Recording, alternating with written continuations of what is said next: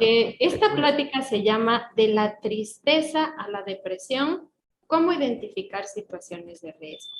Pues, bueno, vamos a hablar un poquito de los usos y costumbres acerca de estos dos términos.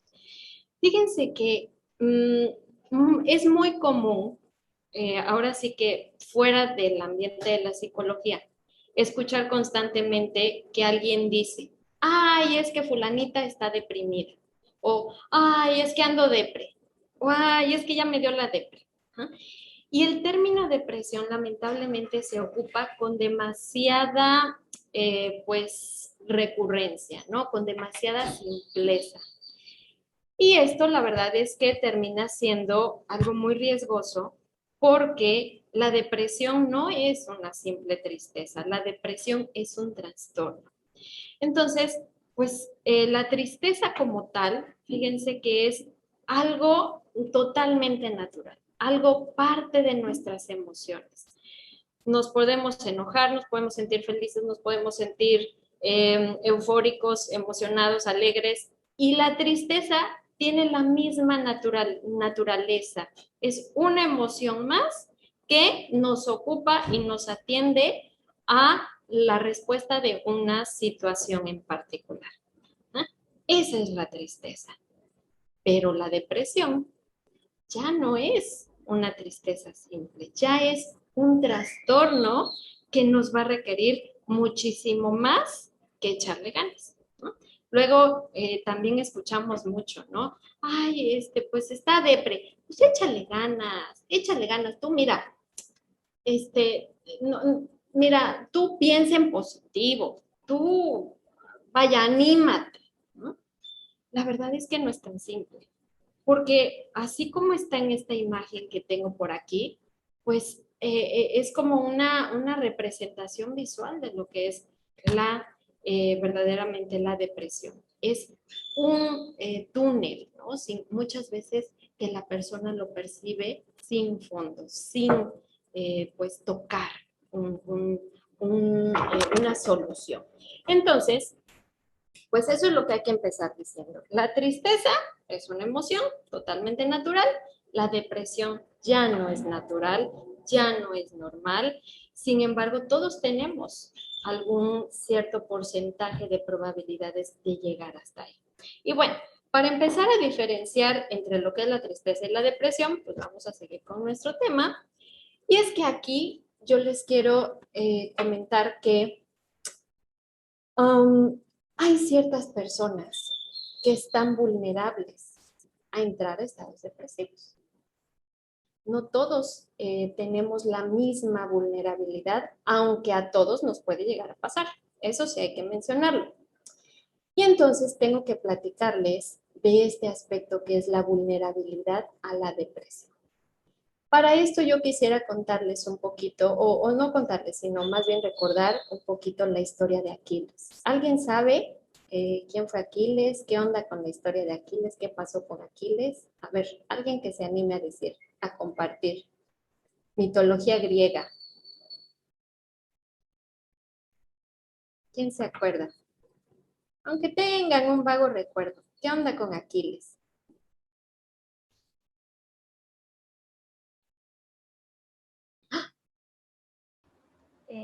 Bueno, se supone que fue un héroe de la guerra de Troya, ¿no?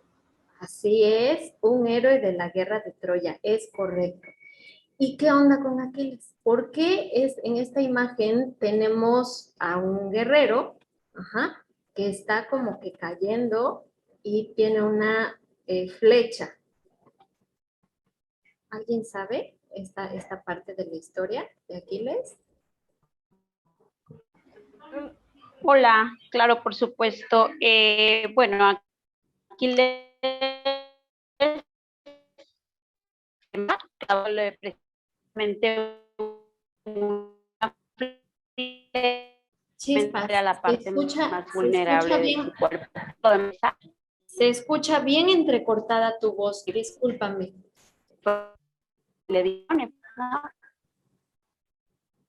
Yo no escucho, ¿o soy yo? Ok, bueno. ¿Alguien más que quiera comentar? ¿Qué onda con Aquiles? ¿Qué es eso del talón de Aquiles? Su debilidad estaba en su talón de Elizabeth Hernández en el chat. Exactamente, su debilidad estaba en su talón. Bueno, muy bien, Eli, gracias. Pues cuenta la leyenda que cuando Aquiles era chiquito, su mamá, pues con esta necesidad de proteger a su hijo, lo sumergió en el río Estigio y lo agarró del talón y lo metió al río, ¿no? Y resulta que en este río tenía una particularidad y sucedía que se volvían inmortales quienes ahora sí que se sumergían en este río y su madre, pues ese era como su objetivo, ¿no? Pero cuando lo mete del talón, la única parte que no es cubierta por el agua, pues es el talón. Entonces, pues Aquiles fue, como bien comentó una chica, un guerrero súper exitoso, héroe de la guerra de Troya, pero aun cuando era el más fuerte y el más poderoso y el más capaz y el más competente para la guerra, resulta que no era inmortal, porque ese talón, ese espacio del talón, lo hacía vulnerable. Entonces, en la depresión pasa algo similar. Nosotros podemos estar llenos de atributos, llenos de fortalezas, llenos de capacidades, habilidades, etcétera, pero tienen un talón, tienen un aspecto vulnerable. Y justamente Aquiles se le venció a través del talón.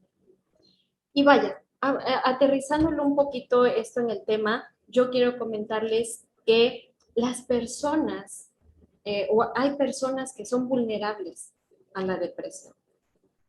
Hay personas que tienen este punto que si alguien llega y los toca, o algo, alguien o algo, ¿no? Alguien, hablemos de personas como tal en nuestra interacción social, pero también de situaciones, llegan y lo tocan, ¡ping! ¿No? Podemos caer en un estado de depresión. Ahora, ¿a qué me refiero con esto de vulnerabilidad a la depresión? Bueno, pues durante nuestra historia de vida, y específicamente en la infancia, nosotros tenemos necesidades emocionales. Cuando hay en la historia del desarrollo una frustración de estas necesidades, es decir, dicho de otra manera, no hay la satisfacción y la plenitud en estas necesidades, entonces ahí está nuestro talón de Aquiles. Así como la mamá de Aquiles sumergió a Aquiles en el río, así de alguna manera, metafóricamente hablando, nosotros estamos sumergidos también, pero hay una parte vulnerable. Entonces, vamos a hablar de estas necesidades.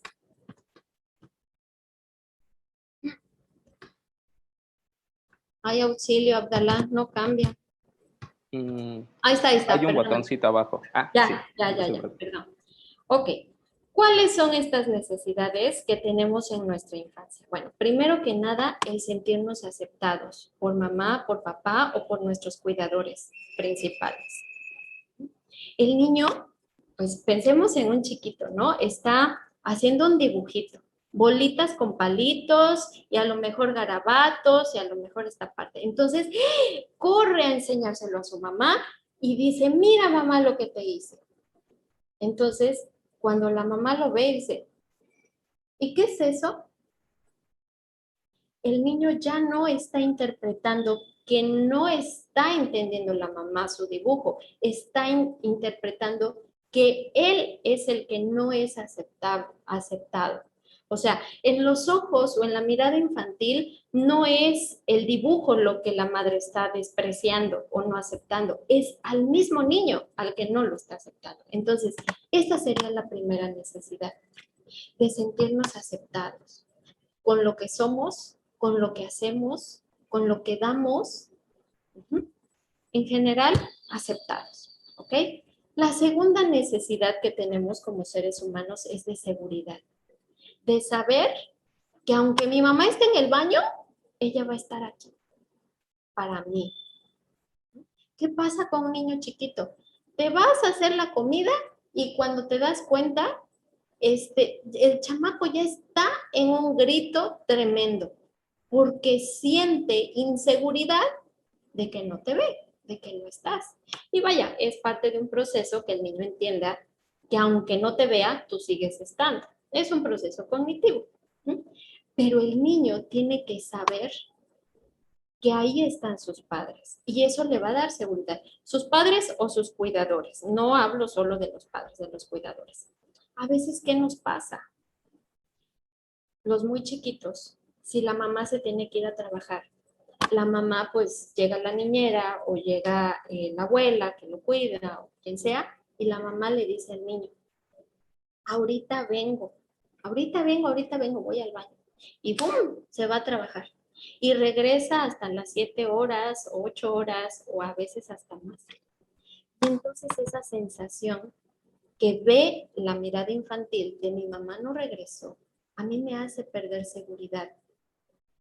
Por supuesto en mi primera figura de amor, que es mi madre, pero también en el mundo y en el resto de las relaciones. ¿Va? Bueno, tercera necesidad, la autoestima. El saber que yo lo que soy, lo que hago, lo que... Toda mi integridad como personita es apreciable, es amable, es digna de ser amada. ¿No? Pasa también, ¿no? Regañamos a un niño. ¡Ay, chamaco cochino! Ya le estás diciendo al niño que es cochino. No le estás diciendo que lo que hizo fue una cochinada. Lo que está mal en esa interpretación de la mirada infantil es que tú eres cochino, no que lo que hiciste es una cochinada. Es diferente. Entonces, esta necesidad se vuelve a frustrar. Bueno, cuarta necesidad de estructura. Hay papitos que tienen todo hecho un desbarajuste en cuestión de las dinámicas familiares. Se duermen a la hora que quieren, comen lo que pueden, hacen lo que quieren, no hay un derecho ni al revés. Y entonces otra vez, desde la mirada infantil, están a la expectativa. ¿Ahora qué sigue? ¿Hoy cómo estará mi mamá? ¿Mm?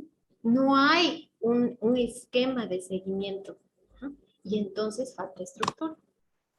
Siguiente necesidad, límites realistas. El niño tiene que saber hasta dónde puede pasar. Muchas veces pasa o sucede que, por ejemplo, hoy el niño pintó la pared y la mamá le dice, ay, mijito, eso no se hace. No pasó de ahí. Pero al día siguiente, el niño vuelve a pintar la pared. Y entonces la mamá le pega, le grita, lo castiga, lo encierra. ¿Qué onda? Dice el niño. No tengo esa certeza entre lo que significa pintar la pared o pues, no pintarla. Y entonces esos límites carecen de realidad, carecen pues como de ese seguimiento. Esta necesidad tiene mucho que ver también con la estructura, con la necesidad anterior. Sexta necesidad emocional que tenemos, el de jugar de manera espontánea, el juego y la espontaneidad.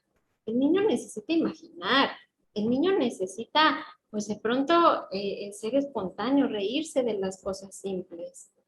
Los niños son creativos por naturaleza. Y entonces, un ambiente tan rígido, tan cuadrado, tan fuera, o más bien tan estructurado, exceso de estructura, pues también frustra la espontaneidad y la capacidad del juego. Me ha tocado ver, por ejemplo, papás que dicen, pues no sé, van a cualquier lugar y no te muevas, deja ahí, siéntate, esto, lo otro, aquello. Y es una serie de estructuras. Digo, obviamente hay lugares donde no podemos dejar que los niños sean niños. Pero cuando es en exceso, pues entonces está en riesgo. Y bueno, todo esto que les estoy comentando de las necesidades emocionales básicas dentro de nuestra estructura psíquica y sus frustraciones es lo que nos hace vulnerables para la depresión. Entonces, Mucho ojo con esto. Ahorita les voy a pedir que hagan un minutito en análisis, que hagan un repaso por su historia de vida, por su historia de desarrollo, y que revisen cada una de estas 6 necesidades básicas, cómo fueron cubiertas en su infancia, qué tanto sus padres los aceptaron, qué tanto se sintieron seguros, qué tanto fomentamos la autoestima en su historia, qué tanta estructura hubo, qué tantos límites tuvieron, qué tanto juego, qué tanta espontaneidad. Algo que sí quiero que quede muy claro es que nadie tiene historias de vida perfectas. A todos nos duele algo de nuestra infancia. A algunos les dieron más, a otros les dieron menos, a otros no les dieron nada, a otros les dieron a manos llenas. ¿A todos nos faltó o nos sobró algo? Y dentro de estas necesidades hay también que identificar que es nuestra responsabilidad como adultos trabajar en ellas. Los papás, bueno, hicieron lo que pudieron con lo que tuvieron. Y eso está bien. Y está padre. Ya después de los 17, 18, 19, pues ya nos toca a nosotros. ¿No? Pero vaya, hasta este momento lo que yo te voy a pedir es que tú identifiques cómo estuvo tu historia. Y que entonces tengas un panorama de qué tan vulnerable eres a la depresión.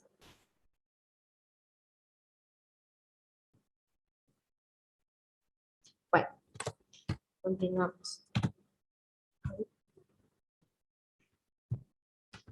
Ya.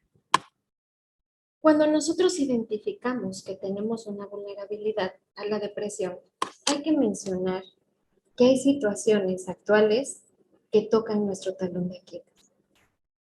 Hay situaciones que se parecen a las de nuestra infancia, por las que es probable que llegue a ir la depresión. Entonces, si yo tengo aspectos que me hacen vulnerable, porque en mi infancia las necesidades emocionales no estuvieron satisfechas y cubiertas, en mi vida adulta, si yo me topo con una situación similar a esto que estuvo frustrado, pues ¿qué creen? Que es mi talón de Aquiles. Y aquí en este sentido es cuando se vuelve vulnerable la persona a entrar a un estado depresivo. Vamos a poner un ejemplo. Pensemos que una persona, hombre o mujer, no importa, tuvo una historia de abandono. Su necesidad de seguridad no fue cubierta. ¿Ok? Porque, bueno, pues papá se fue, mamá la dejaba simplemente crecer solito, solita. Hubo una historia de abandono. Lloraba el niño, la niña, y se desgarraba y nadie le ponía atención. Historia de abandono, herida de abandono. Bueno, pasa el tiempo, pues aquellas cosas que resultan a veces dolorosas, pues finalmente pasan porque creces, porque bueno, pues ya lo superaste o te peleaste con tus papás, ya los dejaste, o bueno, pues aprendiste a, pues sí, así fue y ya que no. Pero en la vida adulta te topas con una persona de pareja, por ejemplo, que viene y te toca el talón de Aquiles. Y tienen una relación y jajaja y jijiji, pero por alguna circunstancia, que no vamos a meternos en complicaciones, esa relación se termina. Entonces el talón de Aquiles está descubierto, porque hay una vulnerabilidad, como ya lo vimos, desde mi infancia y en la vida actual hay cosas que repetimos. Y entonces, ¡pic!, se activa aquella historia, se activa aquella herida, aquel punto vulnerable. Y vamos a considerar un aspecto aquí importante. Todo trastorno depresivo comienza con una pérdida esencial. Todo el tiempo estamos perdiendo algo. A ver, díganme de aquí, bueno, espero que todos seamos adultos. ¿A quién nunca ha sufrido una ruptura amorosa? Nunca, nunca, así, nunca sufrió una ruptura amorosa. ¿Hay alguien aquí que nunca haya sufrido una ruptura amorosa? Nadie. Pues no, esperadamente cuando somos adultos, pues por lo menos por una ya pasamos, ¿no? Entonces, todo el tiempo estamos perdiendo algo y eventualmente a personas también, ¿no? Entonces, no es lo mismo que si una persona pierde una pareja que es vulnerable a la depresión y que además trae su historia de abandono, a alguien que no es vulnerable a la depresión, que no trae su necesidad de seguridad lastimada y pierde una pareja. Esperadamente, una persona sin estas necesidades de la infancia frustradas, pues pierde una pareja, se echa una chilladita, se echa otra chilladita, va con las amigas o con los amigos, le sufre un ratito, pero pues lo suelta y ya. Pero las personas vulnerables a la depresión, esas pérdidas no pasan desapercibidas. Pueden llevar a un trastorno como tal. Vamos a colocarlo en una posición diferente. Todos en algún momento hemos perdido un trabajo. Todos en algún momento hemos perdido dinero, un zapato, no sé, algo. Pero no todos caemos a la depresión. Entonces, la respuesta a esto es que hay personas que son vulnerables y hay personas que no. Todo el tiempo estamos perdiendo algo. A las 12 de la noche ya perdimos el día. A las 6 de la tarde vamos a perder esta plática, ¿no? Todos estamos perdiendo algo, pero no todos caemos en depresión. Entonces, lo que hay que entender, que todo trastorno depresivo comienza con una pérdida que es esencial. Hay personas que valoran mucho las relaciones interpersonales y hay personas que dicen, bueno, pues uno más, ya vendrá el siguiente. Hay personas que sacar 5 o reprobar alguna materia, pues bueno, me recuperaré a la siguiente, o bueno, pues voy a repetir la materia, y bueno, pues sí, me van a regañar y lo que sea, pero ya. Hay personas que llegan a deprimirse. Entonces, este tema de la pérdida esencial es muy particular y muy subjetiva a cada persona. Hay para quienes algo es súper importante, ajá, y lo mismo, pues es indiferente. ¿Ok? Bueno, hay algunas claves para entender la depresión. Primero que nada, debe haber un evento desencadenante. ¿Mm? Una pérdida de pareja, una pérdida de trabajo, una pérdida de dinero, pérdida. Aquí la clave para entender la depresión es una pérdida que yo tengo. Y a esto le sumo la vulnerabilidad. La tengo ahí mi taloncito de Aquiles. Y a esto le sumo que frente a esa pérdida yo tengo una sobrereacción. ¿A qué me refiero con una sobrereacción? Bueno, pues no es lo mismo que me eche yo una chilladita porque perdí a un novio o dinero, trabajo, lo que fuera, a que deje de bañarme, deje de comer, me aísle, pierda el trimestre, ta. Hay una sobrereacción frente a la pérdida. Y esto, de manera inminente, va a llevar a un estado depresivo.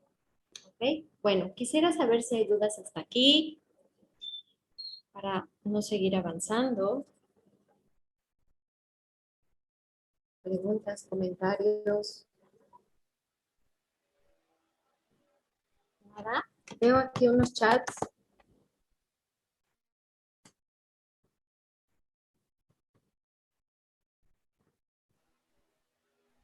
Todo excelente. Todo excelente. Ok, muy bien. Ay, Todo perdón. bien. Ok, perfecto. Entonces, así más o menos está como el caminito a la depre, ¿no? Bueno, vamos a pasar a la otra. Ay, ok. Hay, mm, hay más, pero básicamente vamos a mencionar 3 vulnerabilidades a la depresión. Tendencias a ser perfeccionistas.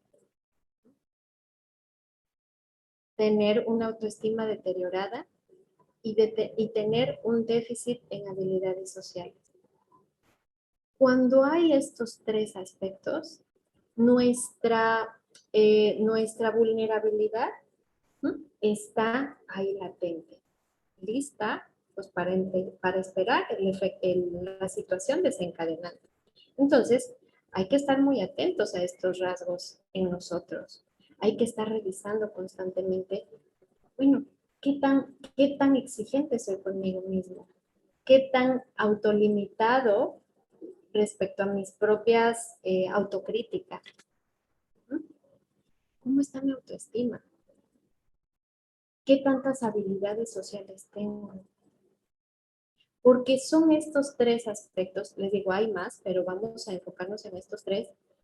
Son estos tres aspectos los que nos vuelven muchísimo más sensibles a caer en episodios depresivos. ¿Ok? Bueno, vamos a hablar ahora un poquito del ciclo de la depresión y en esto, bueno, pues ya me pueden interrumpir, preguntar lo que sea. Primero, sucede una pérdida. Siempre es este mismo ciclo, hay una pérdida. Y nosotros, bueno, veo que hay muchos psicólogos aquí, tenemos que encontrar cuál fue esa pérdida de nuestro paciente, en el caso de que sea psicólogo, o en el caso de que no sea psicólogo, revisa qué fue lo que perdiste. Detente un momento y analiza que esa pérdida fue significativa para ti. Cada persona tiene su nivel de importancia en cada situación, en cada esfera de la vida, ¿no? Entonces, sin duda, al haber una pérdida significativa, pues es como la puertita de entrada. Bueno, después de que viene la pérdida, hay un proceso de autocrítica.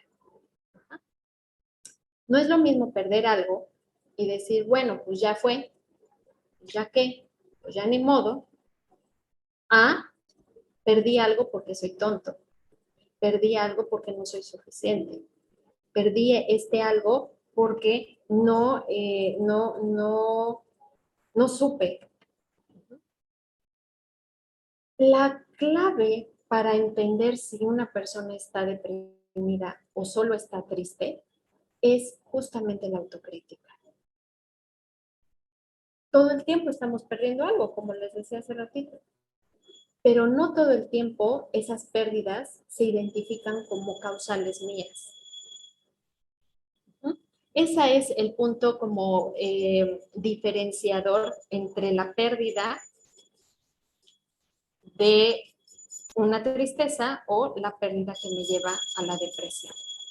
¿No? Ahorita vamos a poner un ejemplo. De ahí viene la parte del pesimismo.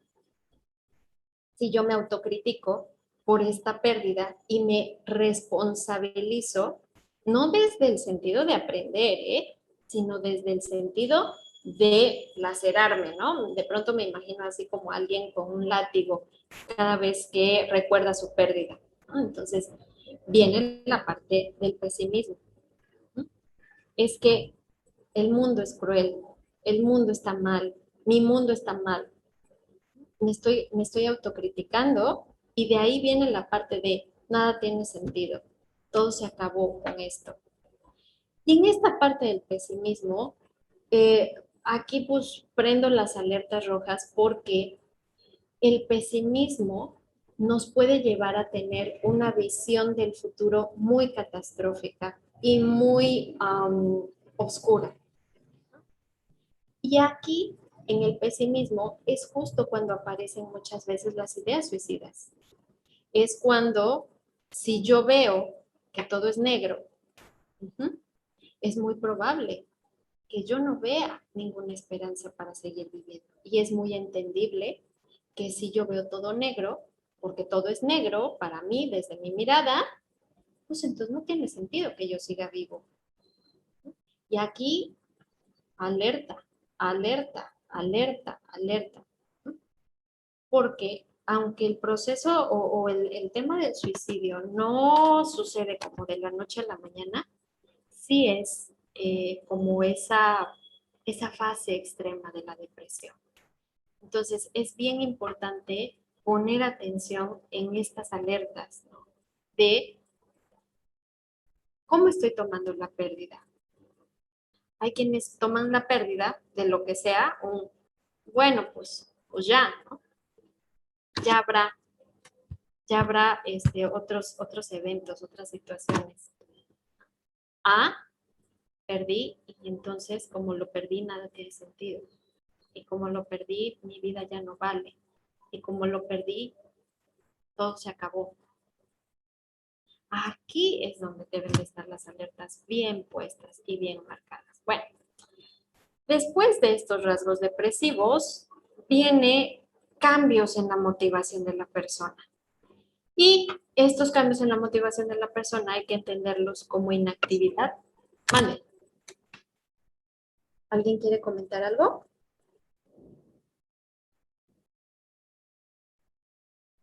¿No? Ok, bueno. Entonces, cuando hay cambios en la motivación de la persona, pues hay conductas de inactividad y de aislamiento. ¿Esto qué quiere decir? Como nada tiene sentido, me ubico en el pesimismo, pues ¿para qué me muevo? ¿Para qué hago? ¿Para qué salgo? Y entonces la persona depresiva pasa largos tiempos aislada. Me ha tocado ver ahorita con este tema de la pandemia o escuchar de personas que desde que el sol sale, o bueno, desde que su sol sale, prendieron la Netflix y hasta que la luna pues aparece, siguen viendo Netflix. O videojuegos, o recluidos en su recámara, ¿no? O en su entorno. Puede haber un cuadro ahí depresivo. Y vaya, aquí tenemos que mencionar algo bien importante y bien tremendo, porque cuando estas conductas de aislamiento e inactividad existen, pues todo el entorno lo empieza a señalar, ¿no? Y ya te ve tu mamá y te dice, ay, chamaco, flojo, flojo, ¿por qué no te mueves? Párate, limpia tu recámara, mira. Pues no, no es flojo, está deprimido, está deprimida. Y aquí hay que entender que no es una cuestión voluntaria, sino que nuestro sistema nervioso tiene por ahí ¿cómo decirlo? Sus deficiencias o su papel en que no tengamos movimiento. Hay una baja en las sustancias de nuestro cerebro como la serotonina y otros neurotransmisores, pero específicamente la serotonina. Entonces la serotonina nos hace que tengamos menos energía. Entonces mueve eso. Mueve tu lindo cuerpo. Está pesado. Hagan de cuenta que esta falta de motivación es como ir con una mochila de 40 kilos a la tienda. Bueno, si tu mamá te dice, oye, voy a traer un refresco, pues más ligero, ¿no? Pero si te dice, oye, ve a traer un refresco con esta mochila de 40 kilos cargando, pues ya la piensas. Y te va a costar más trabajo moverte hacia ella, hacia el objetivo. Entonces, esto sucede con la depresión. Y muchas veces el entorno refuerza estas situaciones, porque si te juzgan, te dicen, mira qué flojo, mira cómo tienes tu cuarto, mira, pues hagan de cuenta que la autocrítica que ya está, le sumas la crítica de los demás. Y entonces los cuadros depresivos se perpetúan y están bien tremendos. Muchas veces el entorno no comprende lo que le pasa a la persona depresiva y solamente refuerzan y lejos de ayudar, pues le suman a la autocrítica con la crítica externa y se vuelve realmente una carga intolerable. Ok, bueno, preguntas hasta acá, ¿no? Claro, como Ay, el yo tengo una chocomil. duda, Miss. Sí, claro. Ay, perdón, dije Miss. Adelante. Y nosotros, si tenemos una persona, conocemos una persona así, nosotros cómo podemos actuar de forma inteligente para ayudar a esta persona que se encuentra en un ciclo depresivo. O sea, sin perjudicarle, por supuesto. Por supuesto. Ahí voy para allá. Ahorita avanzo sobre de eso. Gracias. Vamos a contestar. Ok, bueno, pues va más allá de echarle ganas, ¿no? Eso es algo bien importante que hay que entender como personas que estamos cerca de personas depresivas o como personas que tenemos depresión. No es echarle ganas, porque nuestro cerebro, nuestras sustancias en nuestro sistema nervioso traen ya un desajuste. Nuestros pensamientos y por lo tanto nuestras emociones traen ahí este movimiento. ¿Tenemos tiempo todavía bien? Bueno, no mucho, pero quiero poner un ejemplo como para avanzar sobre de esto. Perdemos la novia o el novio, ¿no? Pareja, la autocrítica. ¿Cómo no lo voy a perder? O la voy a perder si soy fea y sin chiste y a veces soy tonta. Obviamente lo perdí. Obviamente se fue de mi lado porque mírame qué fea estoy. Y mira qué sin chiste estoy. Y mira, además soy una tonta. Y además era yo celosa. Entonces, obvio se fue. Autocrítica. De sí mismo. Me voy a morir sola. Nadie me va a querer. ¿Ya para qué? No tiene sentido. Seré la mujer de los gatos, ¿no? Ese mismo. Pues me quedo aquí en mi cuarto. No me baño, no me arreglo, no me cuido. Me pongo de 100 kilos. Motivación. Y entonces se vuelve un ciclo este tema. Bien, vamos más allá. ¿Qué hacer? ¿Qué hacer? Bueno, aquí no hay de otra más que dos caminos. Intervención psiquiátrica e intervención psicológica de la mano. Tengo muchos colegas que dicen, no, solo con psicólogo. No siempre. Depende del nivel depresivo que se viva. Si es un nivel depresivo moderado o leve, puede trabajarse, sobre todo con corrientes donde se atienda esta parte del pensamiento. Pero si hay un nivel ya más avanzado de la depresión, no podemos hacer eso y sería irresponsable decir que solo el psicólogo puede. No es así. Debemos hacer una sinergia entre psicólogos y psiquiatras para avanzar sobre esto. La intervención psiquiátrica, pues obviamente es a través de medicamentos que en algún inicio, pues la persona puede sentir los cambios muy fuertes y puede sentirse incómodo y puede sentirse, ¿no?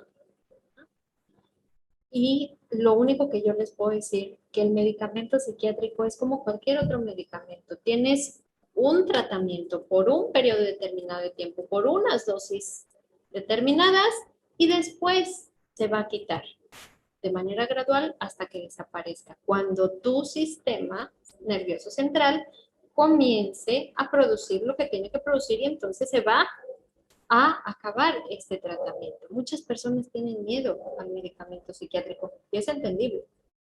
Les generan cambios muy duros de afrontar, pero es en lo que el cuerpo se adapta. Eso hay que siempre mencionarlo, como psicólogos y por supuesto como psiquiatras. El cuerpo se va adaptando. Y entonces, lo que hace el medicamento psiquiátrico es que empuja todas esas sustancias que no se están produciendo para que el cuerpo las produzca por sí mismas de manera natural. Muchas personas dicen, es que no quiero tomar este medicamento psiquiátrico porque me voy a volver adicto. Bueno, sí, hay una tendencia, pero hoy la medicina psiquiátrica está diseñada para evitar esto, sobre todo cuando se atienden los problemas a tiempo. Y entonces, pues yo nunca he visto que si te enfermas de la panza, el doctor te diga, pues te vas a tomar X antibiótico durante toda tu vida. No es así. Te dicen 7 días, 5 días, una semana, y usted regresa, ¿no? Un medicamento psiquiátrico es lo mismo.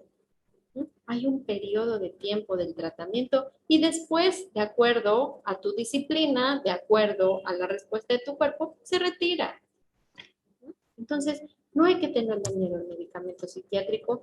La medicina está al servicio del bien vivir de nosotros como personas. Entonces, hay que saber que necesitamos como hacer uso de la medicina y del servicio que nos da, ¿va? Bueno, pero bueno, ahora sí voy a mi mero mole, que es la intervención psicológica. La intervención psicológica, bueno, pues trabaja con la modificación de la visión del ser, del mundo y del futuro. Es que me tapa aquí las fotitos. Entonces, ¿cómo se ve a sí mismo? ¿Cómo ven el mundo? Y cómo ven el futuro. La persona depresiva son estas tres visiones que están deterioradas. Entonces, a través de la intervención psicológica, de la psicoterapia, lo que hacemos es ir trabajando cada una de esas creencias de sí mismo, que es lo de la autocrítica, del mundo, hoy todo es gris y negro y nunca más me voy a casar, ni nunca más voy a tener novio, y del futuro. Moriré sola y seré la señora de los gatos. Ajá. ¿Alguien quiere preguntar? Como que escucho que abren un micro, pero no escucho. ¿Quién es?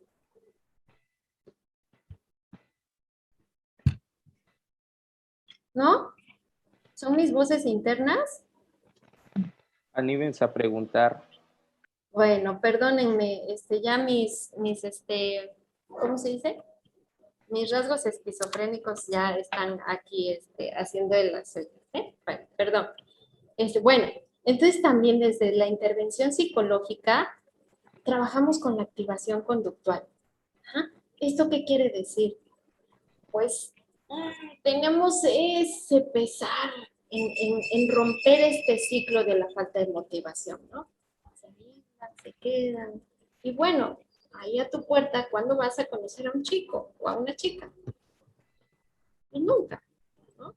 Entonces, el psicólogo trabaja a través de la activación conductual en llevar a la persona a que se anime a salir. Y pasito a pasito, con todo el respeto hacia la persona, con toda la aceptación incondicional. Pero sí trabaja sobre la creencia de que si tú sigues haciendo lo mismo, pues es difícil que salgas de este cuadro.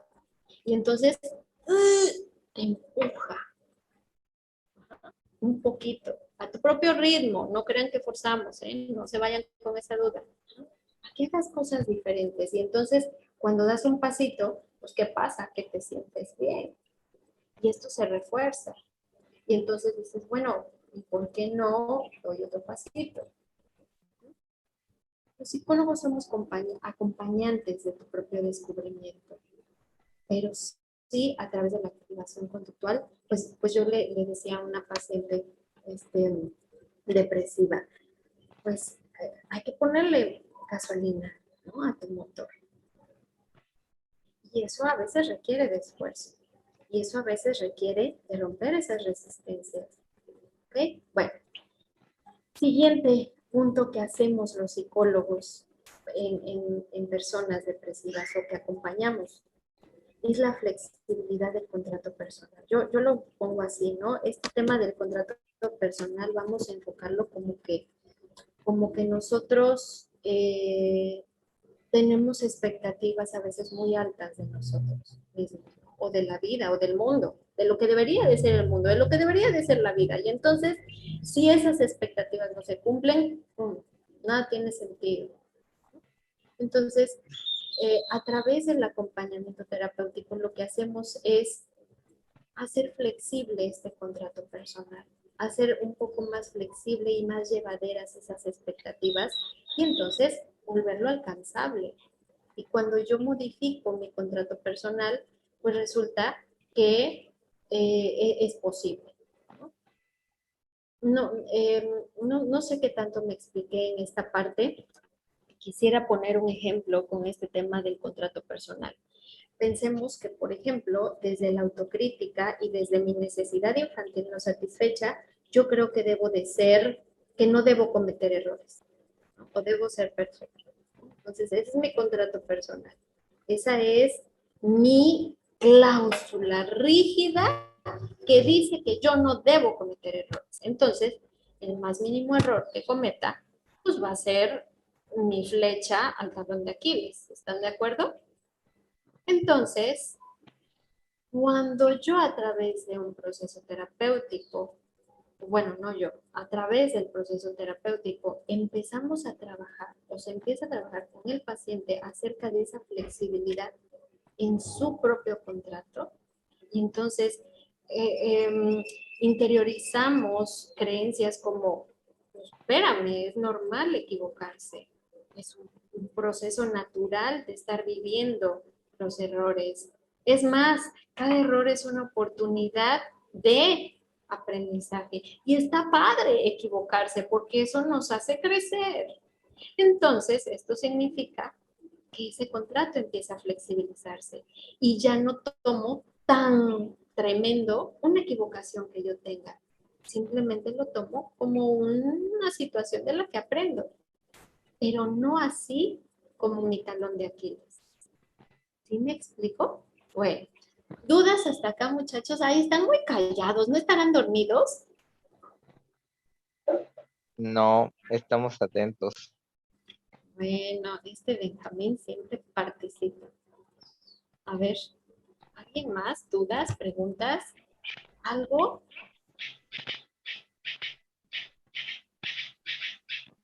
No, maestra, todo bien. Yo nomás ando tomando notas y prestando atención. Órale, muchas gracias.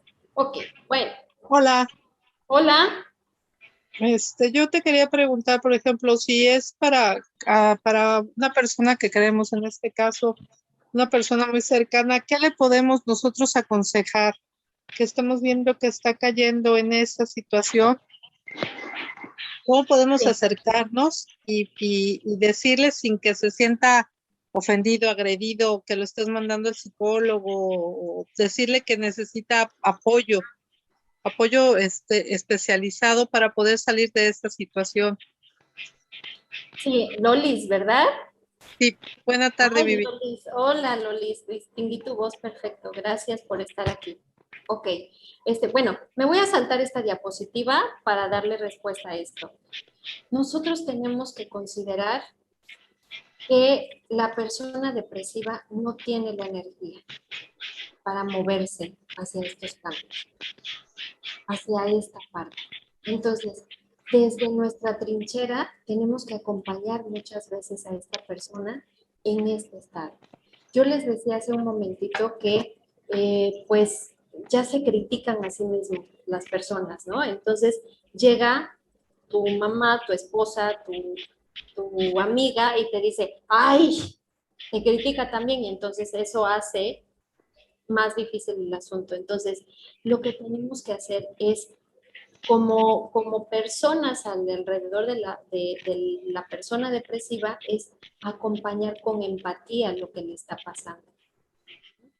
Y sugerir, oye, ¿sabes qué? Es que fíjate que, pues últimamente te he visto que andas así, apachurradón, ajá. Oye, pues, ¿por qué no o sea, ¿qué onda? ¿Qué te pasa? Escucharles. Muchas veces no tenemos que dar directrices, sino solamente acompañar a la persona. Y desde que la persona empiece a abrirse, entonces nosotros entrar con las sugerencias. Oye, pues es que me importas. Muchas veces la persona depresiva asume que que son una carga para los demás, que son algo que estorba.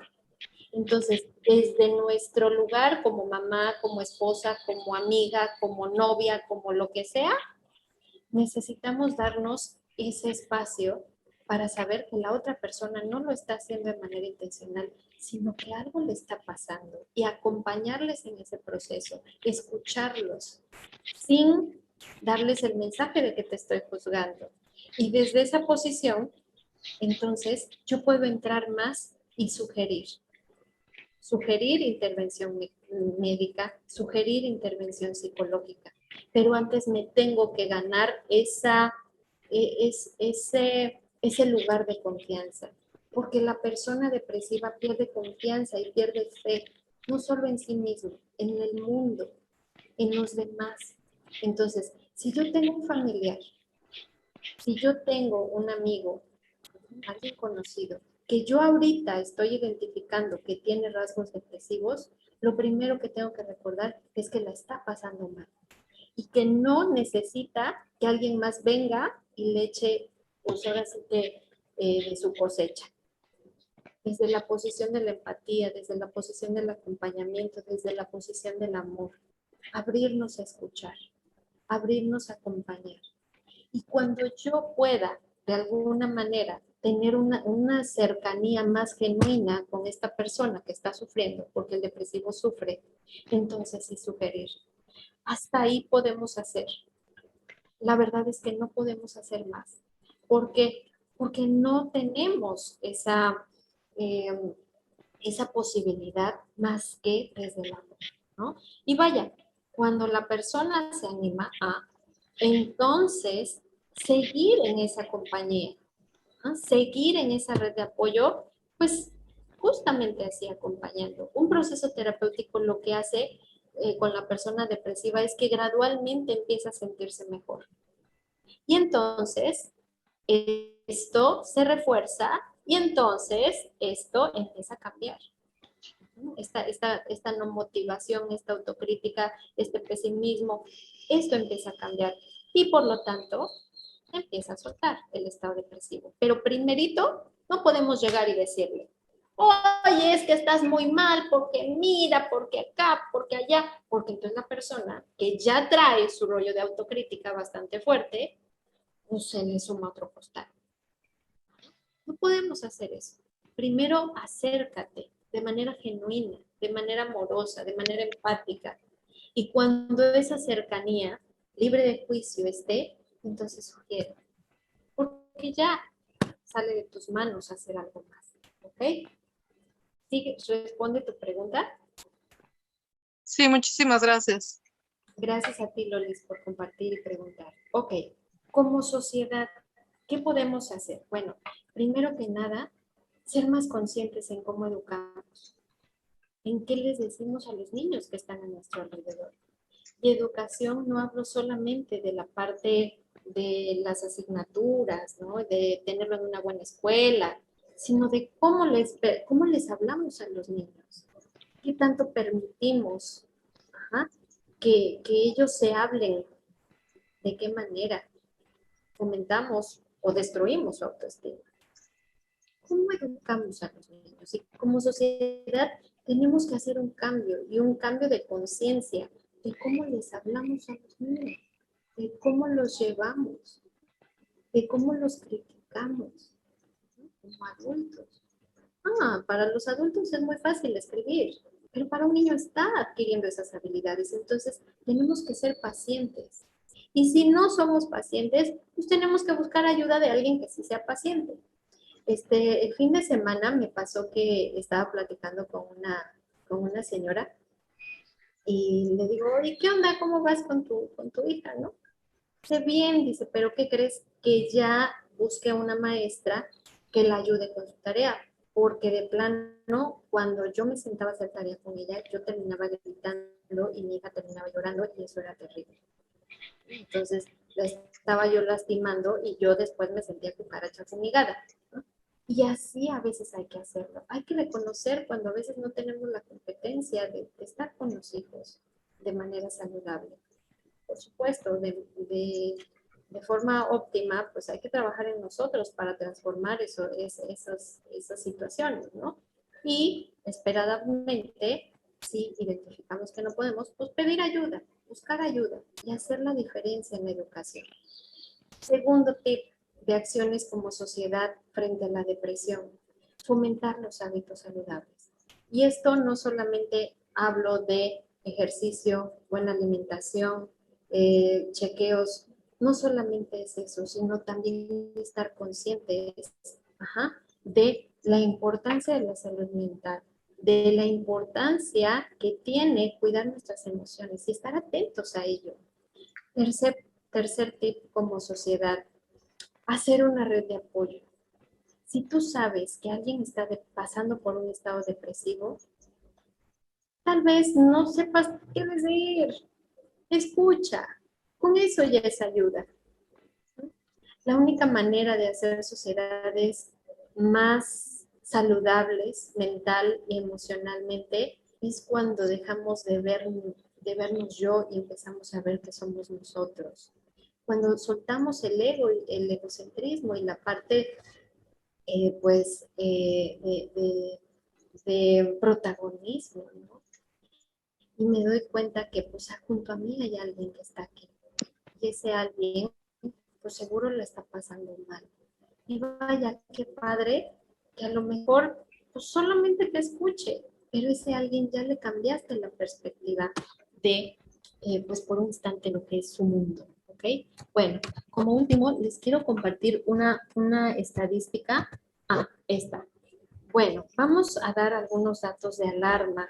Ajá. Esta es una estadística que sale del INEGI, tomada del 2019, es la última estadística que tiene el INEGI.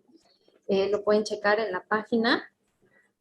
Hay 4.1 suicidios de hombres por 1 de mujer.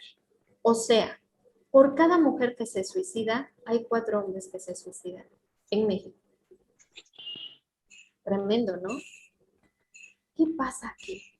Bueno, sucede que nuestra cultura les enseña a los hombres a aguantarse como los machos.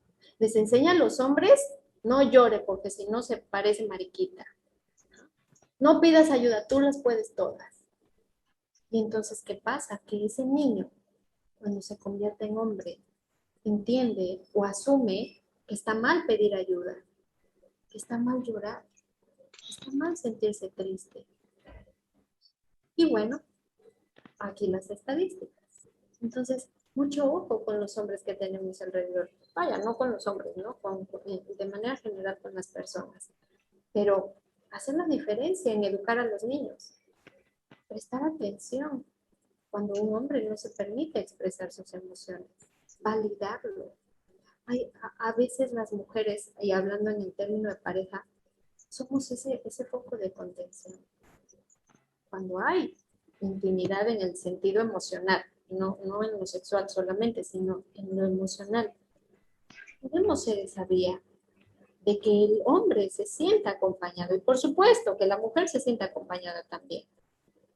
Entonces, ojo ahí. Hay aquí otra estadística de porcentajes de suicidios respecto a la violencia. En Yucatán, en el 2019, de 7.223 suicidios registrados en el país, Yucatán tiene el 27.6% de esos suicidios. Es la estadística más alta. Quintana Roo ocupamos el lugar más o menos número 15 con 9.9%. Y Guerrero el 2.7 como la estadística más baja. Entonces, aquí en la península tenemos un gran auge en las cifras de suicidio. Vaya, hay una explicación a esto, hay una población flotante, hay situaciones por ahí sociales, culturales, ambientales, que dan estas cifras, entonces hay que estar súper atentos. Y bueno, como última estadística, en el 2009 hubieron 5.190 suicidios, 10 años después, al 2019, se registraron 7.223. O sea, hubo un crecimiento bastante considerable. Al 2029, pues está escalofriante. Entonces, la depresión es un problema de salud mental. Y yo les puedo decir como estadística particular de mi consultorio que gran parte de los casos que llegan a consultoría son estados depresivos y trastornos asociados a esto. Entonces, hay que estar muy atentos, no solo a mi propia salud mental, sino también a de las personas que me rodean. Bueno, pues muy bien. Quisiera dar un pequeño espacio de preguntas, si es que las hubiera, y respuestas. Bien. Hay una duda de Grecia. Dice, ¿qué sucede con la gente distímica? Bueno, la distimia, pues es esta versión chiquita de la depresión. ¿Qué sucede? Sucede exactamente lo mismo. Es exactamente lo mismo. pero por un periodo más largo de tiempo.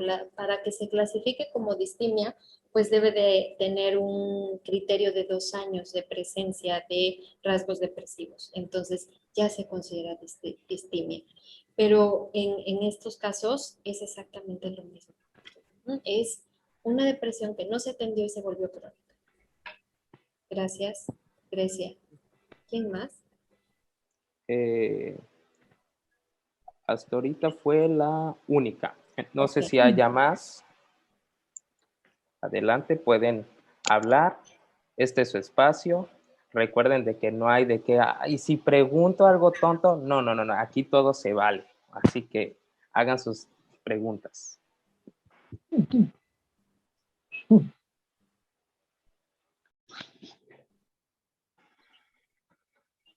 Nadie. Claro, como el chocomilk. Yo tengo una duda. Bueno, no la escribí, pero tengo una duda. Lo que usted platicaba al inicio, ¿no? En cómo comienza, por decir así, los ciclos depresivos. Quiere decir que si a lo mejor, por decir así, podemos evitar recaer más allá y llegar a una depresión, o sea, podemos de alguna manera evitar eso por ejemplo, haciendo terapia, tratando y sanando todo eso. O sea, ¿es posible de alguna forma lograr evitar llegar a ese punto de caer en una depresión y romper con ese ciclo? Sí, sí, por supuesto. Y esto empieza cuando estamos atentos, ¿no? Atentos a nosotros. ¿No? Este tema de fomentar hábitos saludables tiene que ver con el estar atento a ti, con el ser consciente de lo que te está pasando. ¿No? Como les decía, todo el tiempo estamos perdiendo algo, pero no es lo mismo que pierdas algo importante, esencial para ti, y que lo veas como, bueno, pues ya lo perdí, a que lo veas como una notación directa a algo que tú estás haciendo mal. Entonces, es bien importante esta parte de atención en estas pérdidas. Una forma de evitarlo, pues es justamente ser consciente de qué onda contigo, del autoconocimiento incluso. Y por supuesto, el camino siempre será el pedir ayuda. ¿Ah? Una persona que pide ayuda cuando identifica no solo depresión, sino cualquier situación en su salud mental, tiene más probabilidades de sobrepasarlo que una persona que no la pide. Gracias, Benjamín. Ok. ¿Alguien más? Chicos, chicas. Hay otra duda de Elizabeth Hernández. Sí, Eli. ¿Cómo influye el hecho de que el número de psiquiatras sea muy limitado, en específico en nuestro estado? ¿Puede eso influir en el por qué los niveles de suicidio son tan altos? Híjole, pues es una pregunta muy interesante. Es cierto, yo creo que hay limitantes en cuestión, por ejemplo, de la salud pública, ¿no? O sea, hay psiquiatras, evidentemente, pero pues en la salud pública o en los servicios de salud pública no es tan afluente, ¿no? O sea, yo no sé, Eli, en tu experiencia, por ejemplo, ¿cuántos psiquiatras hay en el Hospital General? Del tiempo de tu experiencia.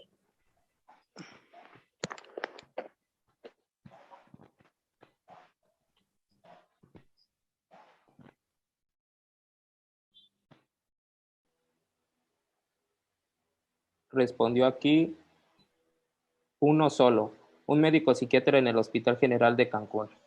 Wow, qué fuerte. Yo creo que sí, tiene una influencia en estas cifras y vaya, pues de más alerta, ¿no? Sin embargo, les quiero decir que también hay profesionistas dentro de la medicina que prestan servicio social a las personas que no tienen como esos recursos, ¿no? Porque efectivamente muchas veces pues tienes que esperar a que te toque, ¿no? Y eso por supuesto que va a tener una influencia en una crisis depresiva, por ejemplo, ¿no? Una crisis suicida. ¿No? Sí hay influencia y es lamentable. No tengo, papi. Ya no quiero para comprar. ¿Qué? Ok, bueno, ok. Pues si ya no hay más preguntas, Abdalá, ya no hay más chat, ¿no? No, No. Ok, hasta ahorita, o sea, son las únicas preguntas y ok, bueno. muy bien. Pues muchísimas gracias. Un gusto estar compartiendo con ustedes este espacio. Van a seguir habiendo otras pláticas de manera gratuita, no solo con Abdalá, sino directamente conmigo y en mi página.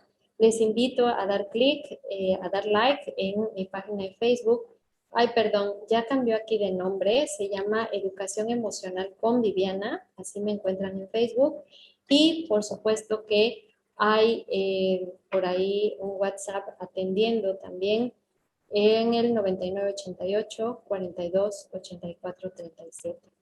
Y pues no me queda más que agradecerte, Abdalá, y No, a al ustedes que contrario. estuvieron por aquí prestando atención y corazón a este espacio. Muchísimas gracias, de verdad un gusto y pues me despido si nadie más tiene que decir.